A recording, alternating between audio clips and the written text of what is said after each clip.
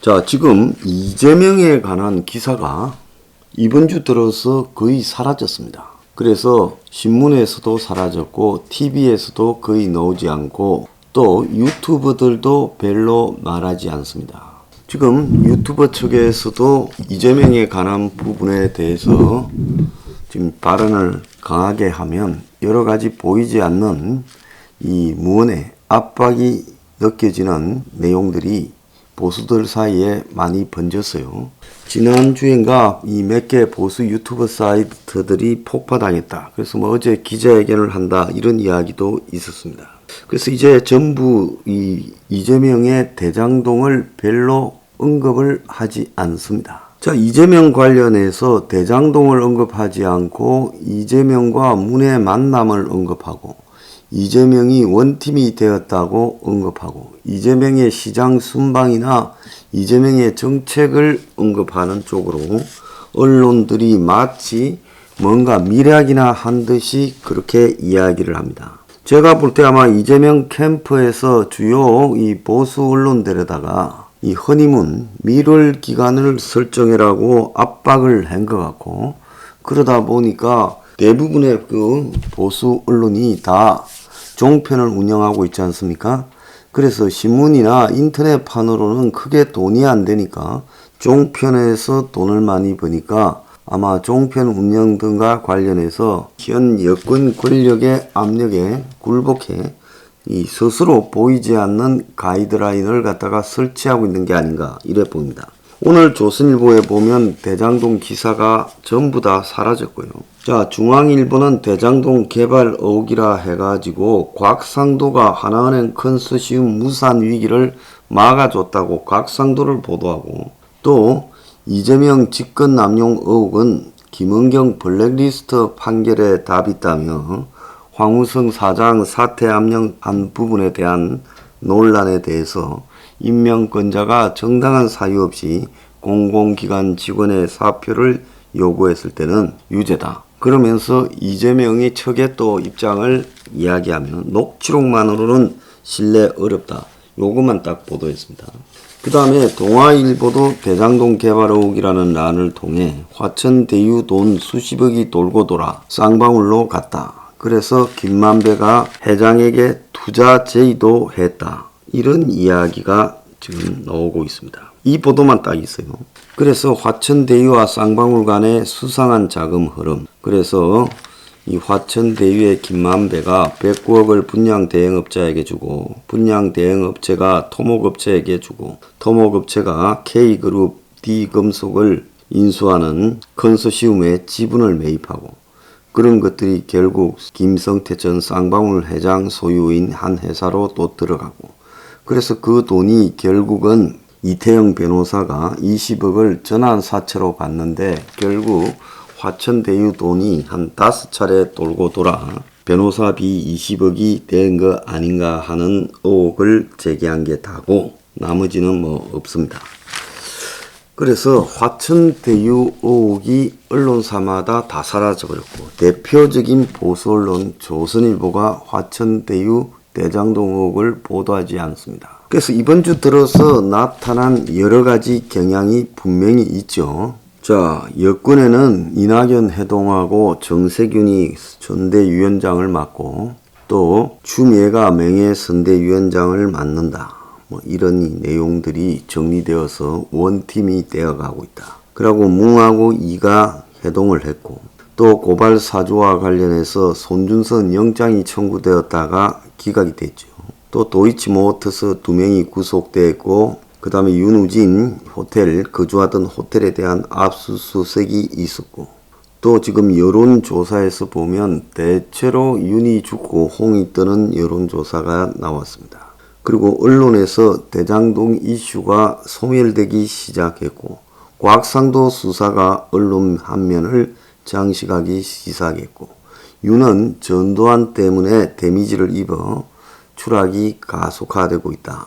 이런 식으로 지금 하면서 전면적으로 이재명 살리기 작전이 가동됐다 이렇게 보고 있습니다. 그래서 대한민국이 여론이라는 것은 권력 핵심의 의지에 따라서 어떤 부분은 보도하고 어떤 부분은 보도하지 않으면서 죽이고 살리고를 마음대로 할 수 있다면 여러분이 보는 언론 지상의 여론, 의견, 보도 등은 가공되어져서 걸러져서 유도되는 보도들이지 그것이 진실을 담보하고 있다라고 보기는 어려운 측면이 많습니다. 자, 그래서 이재명과 관련되는 부분에 이렇게 많은 진실들이 그냥 없는 걸로 덮어지는 쪽으로 가고 있습니다. 제가 김만배가 동해에 가서 이재명 지역의 책임을 맡은 사람과 그 지역에 또 이 책임자 밑에서 일하는 사람, 그 식당에 가서 밥을 먹고 100만 원을 결제하고, 그래서 사실상 김만배가 이재명의 지역 조직에 관계하고 있는 것이 아닌가 하는 의혹을 제기했습니다.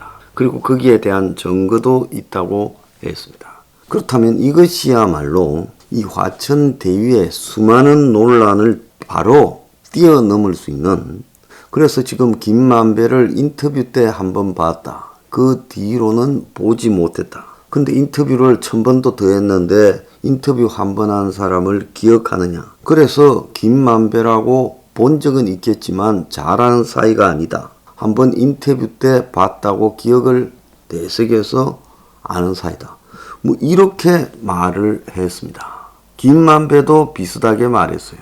그런데 만약에 제가 말한 대로 동해에 있는 식당에 가서 한 5만 원 먹고 100만 원을 결제하고, 그리고 거기에 이재명의 동해의 그 지역 책을 맡고 있는 사람들과 교류했다면 김만배는 이재명을 그냥 모르는 사람이 아니라 아예 경선 때 이재명 지역에 일정한 역할을 한 거 아니냐. 지역 조직을 다지는데. 그렇다면 이거는 거의 신복 아니냐. 자, 그래서 이 문제에 대한 진위를 캘 필요가 있다라고 말을 했습니다. 그런데 단 한 명의 기자도 저한테 전화가 오지 않았고 이렇게 중요한 내용이 한국 사회에서 그냥 덮어집니다. 유튜브 한 몇만 명 보고요. 이걸 내가 정말 정상인 사회라고 생각했다. 지금 화천대유 대장동과 관련한 무슨 국감장에서 청문회를 방불케 하는 공방이 있었습니다. 근데 전부 다 성과 없이 끝나요. 그럼 내가 이 말을 했으면 야당의 의원들이라도 저한테 와야 되지 않겠어요? 대장동 TF가 있지 않습니까? 우리도 야당이고 저거도 야당이지만은 저거는 그래도 원내 의원이 있지 않습니까? 그럼 와서 제 말을 청취해서 이 부분을 조사해서 물어야 되지 않겠습니까? 그런데 그렇게 하지 않고 끝납니다. 그렇다면 어떤 새로운 대장동에 관한 진실이 터져 나오더라도 박철민이가 20억, 25억을 전달했다라고 말을 해도 그것이 그냥 일회성으로 끝나버립니다.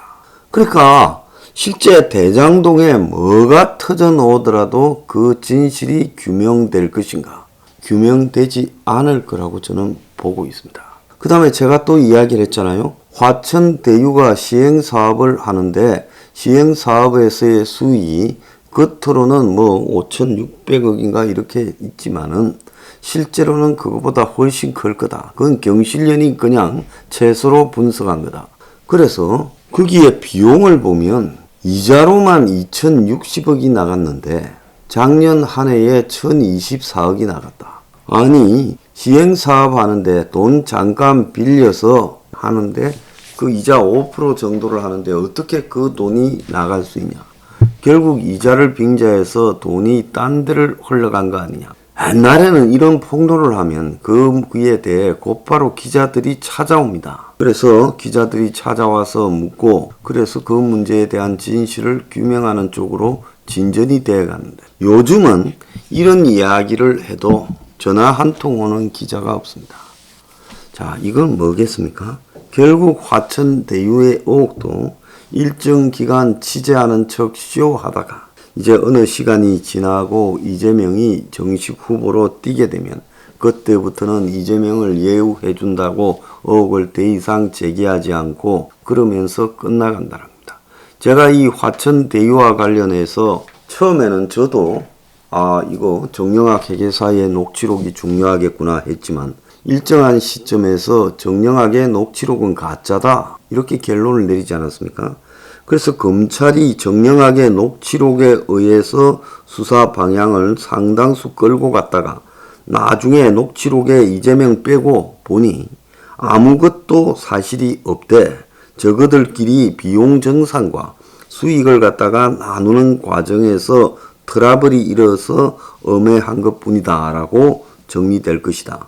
그러면 나중에 가서 그렇게 정리해버리면 뭐라고 할 것인가? 그래서 녹취록을 따라가는 수사에 대해서 비판을 해야 되고 언론도 그걸 따라서 보도하면 안 된다고 말을 했습니다. 그런데 언론은요, 녹취록에 벗어나서 독자적으로 제가 보도한 것 이상의 어떤 새로운 보도를 해보지를 못합니다.